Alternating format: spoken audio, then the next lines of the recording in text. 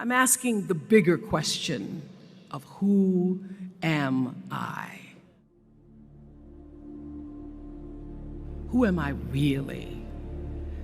My answer is I am God's child.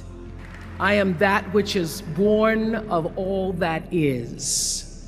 I am, as Pierre de Chardin said, a spiritual being having a human experience, come trailing the breath of the ancestors yet, but trailing the breath of the angels, and understanding that because I am connected to the source of all that is possible for me.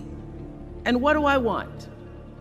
I don't want to just be successful in the world.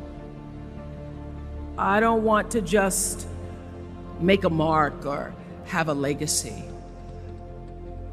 The answer to that question for me is I want to fulfill the highest, truest expression of myself as a human being.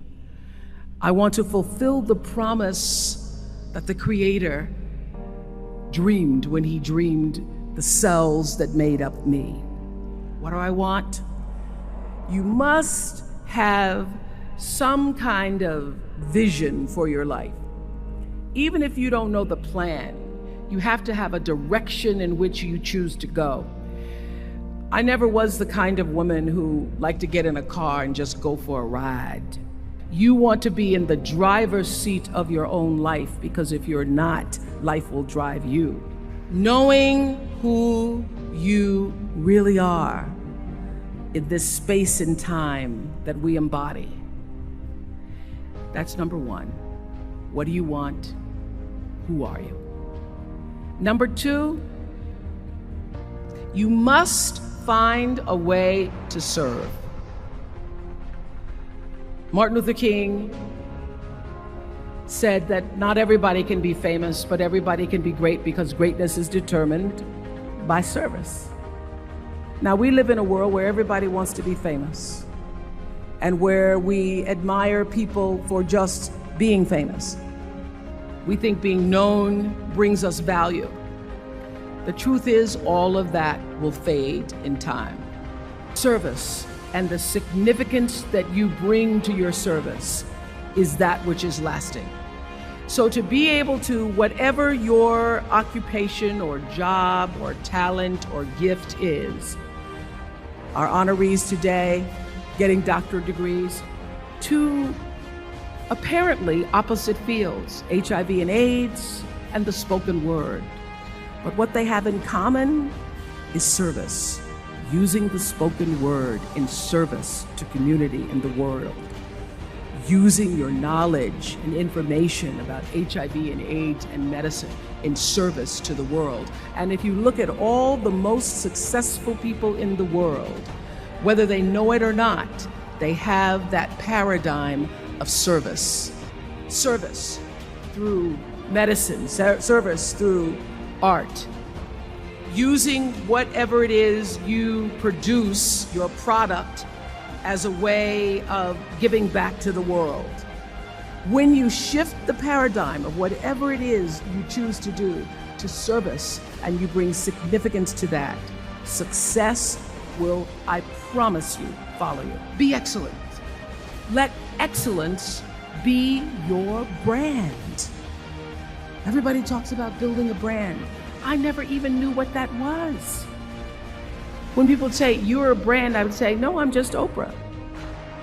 What I recognize now is that my choice to, in every way, in every example, in every experience, to do the right thing and the excellent thing is what has created the brand. Years ago, I did an ad for Revlon for an ad they were doing called Unforgettable Women. And what I know is that when you are excellent, you become unforgettable. People remember you, you stand out. Regardless of what it is, you become an unforgettable woman. And that is what we all want. We want to be unforgettable and not forgettable. So doing the right thing, even when nobody knows you're doing the right thing, will always bring the right thing to you. I promise you that. Why? Because the third law of motion is always at work. For every action, there's an equal and opposite reaction. That is so true in all of our lives. Everything you even try to do to me, already done to you. So you don't have to worry about revenge or getting back at somebody, making sure they pay. You just have to do the right thing, and the right thing will follow you even when people don't support it. I remember many times on my show. There are many shows y'all never saw. And the reason you didn't see them is because I got the last vote. The most important thing I have come to know in doing the right thing and making the right choices is understanding what we talked about yesterday. All of you leaving here have the potential for enormous success. There's a price that comes with that. People don't always like you, and they're not always happy for you. And if you surround yourself with people who are not accustomed to your success, they become fearful, they become scared, because you are reflecting back something to them that they don't recognize. People who want the best for you want you to be your best.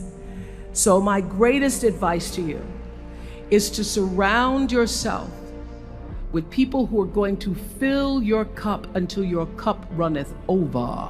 I'm so full, my cup runneth over.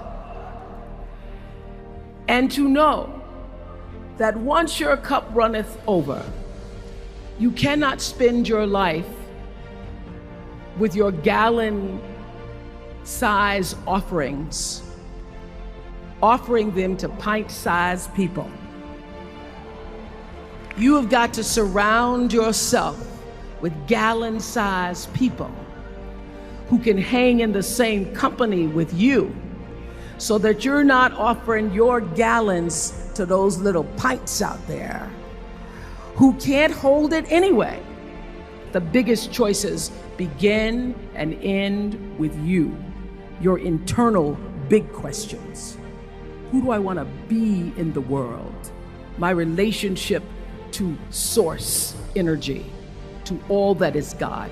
Your experience of that which is all life, which is divine and universal. Being connected and aligned with that. When you are tuned in and charged into that, whenever you feel empty, you go inside yourself and you connect to the source, and you know that all things are possible.